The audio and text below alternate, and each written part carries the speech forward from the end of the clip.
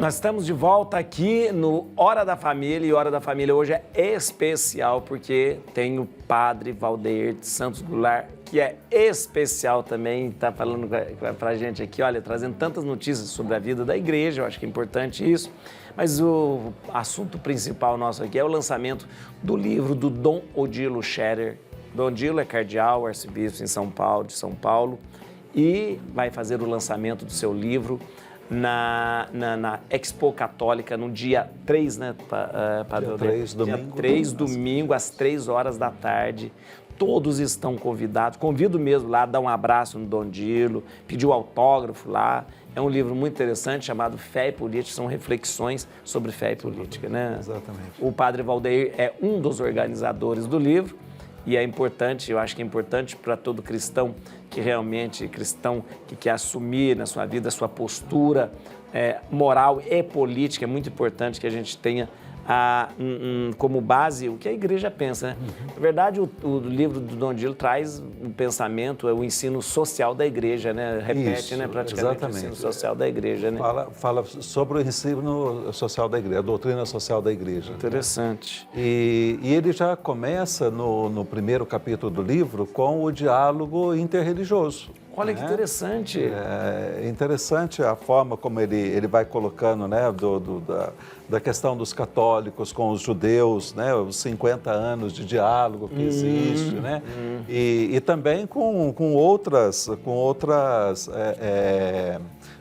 denominações, né? Sim. E além, ou seja, da encíclica, né, sobre a declaração, a Notre Dame, falando a respeito da necessidade desse diálogo religioso entre todas as religiões, né? Ou seja, hoje em dia não tem mais jeito de você escolher esse ou aquele, nós precisamos dialogar com todos, por isso existem duas coisas, o ecumenismo e o diálogo interreligioso. Né? Isso, o diálogo interreligioso temos que dialogar com todos. O ecumenismo se faz com aquelas igrejas que têm ou seja, o mesmo... São cristãs, igrejas cristãs, Isso, né? Exatamente. Que tem. Olha que interessante, eu acho interessante começar justamente com esse... porque se a gente vai falar... se a gente vai falar de comunhão, de participação, a gente precisa começar falando da gente também, né? Não adianta falar, querer chamar a atenção da política se a gente não vive também isso dentro da igreja, né? E principalmente, aí entra o segundo capítulo dele, quando ele fala a respeito de vários artigos sobre a violência, né? Olha, interessante. E essa violência que ela é uma violência desde da violência física, né, até a violência verbal. E, inclusive, isso daí está na Bíblia, né? Olha. Quando Jesus fala lá em Mateus final do capítulo 5, começo do capítulo 6, quando ele diz assim, não matar, né, a gente acha que matar é dar um tiro e dar uma facada, né? E não é. Se você chama teu irmão de louco, de burro, de ignorante, de imbecil, você já é um assassino. Já é um assassino. Jesus Então, fala isso, né? Isso, chama de tolo. Olha, exatamente. tá vendo, então, Wilson? Tá vendo? Essa violência que acontece, essa violência verbal também, que agora a sociedade está começando a despertar para isso, né? Hoje porque o pessoal está então, mais sensível, não se falava, né? Não hoje o pessoal falava muito dessa... E o pessoal está mais sensível, hoje as pessoas não aceitam, e eu acho muito interessante isso, porque hoje não se aceita tanta essa humilhação que se faz em relação à raça, em relação à cor, a coisa, e as pessoas estão levantando a voz e falando, não aceito isso não, né? Exatamente. Não aceito, né? E mesmo respeitar a diversidade, respeitar a diferença nas religiões, eu acho importante isso, né? Porque é uma forma, talvez a intolerância é uma das piores formas de violência que a gente tem, né? E um dos capítulos é da família. Olha. Hora da família. Hora da família, né? Da família, né? E começa em sua casa, né? Se a gente verdade. não começar as coisas dentro da nossa casa, né?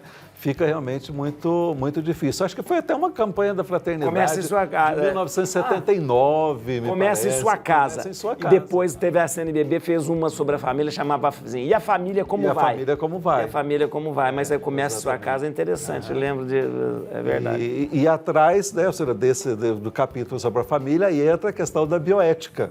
né? Que é um assunto que o Dom Odilo gosta. É verdade. Sobre a bioética. E eu me lembro quando ele foi eleito secretário, o primeiro seminário realizado pelo INP foi sobre a bioética. A bioética. Foi sobre a bioética. E ele fez questão de pegar a bioética em quatro âmbitos, né? No âmbito da político, no âmbito da filosofia, no âmbito da teologia e no âmbito da medicina. Olha, que interessante. Então, e foi um seminário transmitido, uma TV católica, Canção Nova, transmitiu o seminário inteiro, ao vivo. Interessante. Então, foi muito bom. E as repercussões daquele seminário foram realmente boas, não só para aqueles que puderam assistir, e depois também o próprio livro, que foi um dos primeiros livros lançados pela editora Edições CNBB. O Dom Odilo é muito claro nas exposições. É uma qualidade do Dom Odilo ao escrever e ao falar também. Ele é muito claro e conciso naquilo que fala, então não dá margem de interpretações. Eu lembro muito bem de uma série de artigos quando se discutia muito na questão do aborto dos anencéfalos. Então, eu sempre tinha como referência os escritos do Dom Odilo, porque ele era muito claro quando dizia. Eu não sei se o livro traz, mas ele trouxe muitas coisas, muitas contribuições muito valiosas quando se falava na questão dos anencéfalos. Das células tronco. Então tinha gente discutindo de cá, discutindo de lá, discutindo, e o Dom Odilo vinha com uma palavra certeira que era, olha, vou te dizer uma coisa, era difícil de você, de repente, contra-argumentar. Era difícil mesmo, por causa justamente da fundamentação bíblica, teológica, filosófica. Dom Odilo é filósofo, né? Na formação, Dom Odilo é doutor em filosofia, então ele é um grande filósofo, né? E ele tem isso que o senhor falou, uma coisa interessante. Ele tem uma formação na bioética fora do comum e uma maneira muito clara de escrever. Aliás, os escritos do Dom Odilo são de uma clareza cristalina, impressionante, impecável, os textos do Dom Odilo, né? Eu acho muito interessante. E não pode, eu acho que quem quer aprofundar na questão da fé e também na política, esse livro vai trazer muito justamente por causa disso, por causa dessa clareza e por causa dessa profundidade naquilo que o Dom Odilo expõe e escreve. No início de cada um dos capítulos, né? A gente tem sempre uma frase que resume um pouco, né, o pensamento dele com relação à questão daquele tema que está sendo tratado, né? E com relação à bioética, não se trata de proibições religiosas, mas de princípios éticos gerais, que a Igreja Católica também defende e que tornam a convivência humana digna e respeitosa. Foi interessante. Não é simplesmente proibir. Porque às vezes a pessoa pensa que a igreja tem mania de falar não pode, não. Não. A igreja fala que não pode ou pode, mas fundamentado em alguma coisa. Por isso, eu acho que antes de dizer o não, deixa eu te dizer o porquê que eu vou chegar no não. É verdade. Então, agora, quando você já diz o não no primeiro momento, você já colocou uma barreira. É verdade. Deixa eu só mandar um abraço, eu quero rezar aqui, ó, pessoal. Boa tarde, padre, preciso muito de orações para o meu filho. Ela não quer dizer o nome dela, nem do filho, tudo bem, ela disse o nome, mas eu não vou dizer o nome do filho também. Estou em lágrimas, me ajuda por misericórdia. É um caso na justiça, de justiça. Nós rezaremos pelo seu filho, com certeza, eu sei quanto que uma mãe sofre quando o filho sofre. Aliás, o filho sofrendo é sofrimento da mãe também, vamos rezar muito. Veja, gente, a gente está com o padre Valdeir Santos Goulart, a gente está falando sobre o lançamento do livro do Dom Odilo. Quero lembrar mais uma vez, né, você chama de Dom. O Dom Odilo faz o lançamento do seu livro desse domingo, às 3 da tarde, na Expo Católica, que acontece aqui em São Paulo, já está acontecendo, né? Isso, já. O Expo Center Norte. O senhor falou que é o pavilhão amarelo? Pavilhão amarelo. Pavilhão, porque lá tem pavilhão vermelho, amarelo, verde e tal. É o pavilhão amarelo. É muito fácil de chegar lá.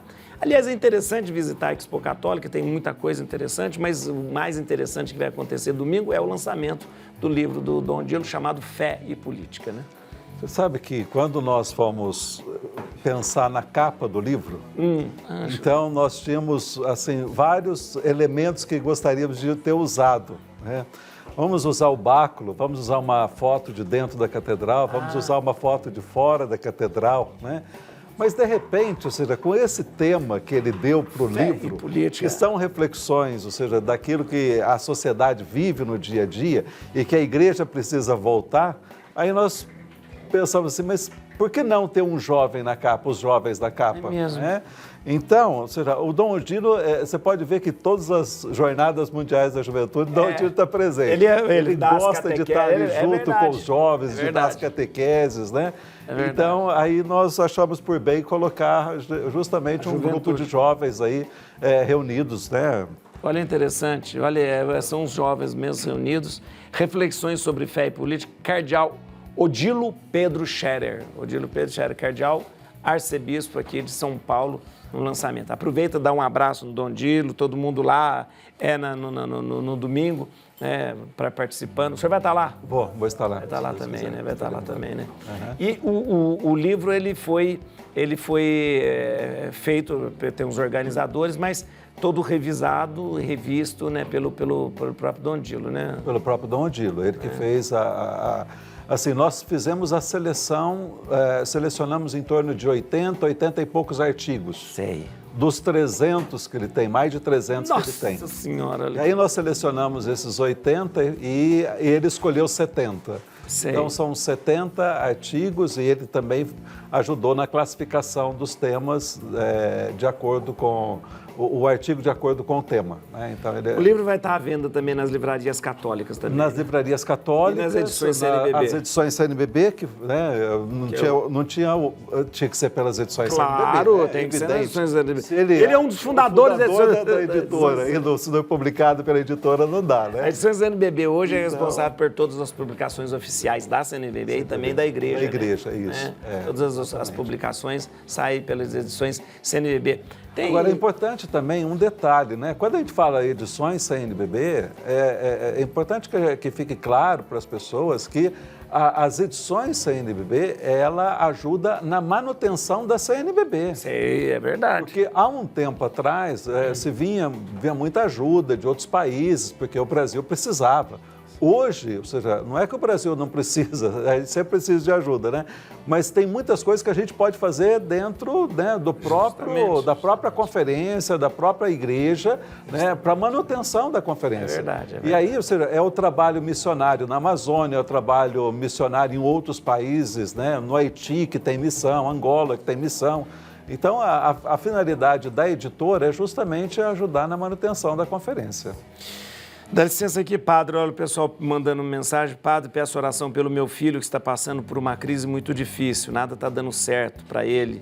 Está em crise financeira e muito doente. Eu sou a Valdeci e moro em Barretos. Reze por ele, pelo amor de Deus. Tenho fé que tudo vai dar certo na vida do meu filho, Leandro. Muito obrigado. Eu também tenho fé e tenho certeza que vai dar certo.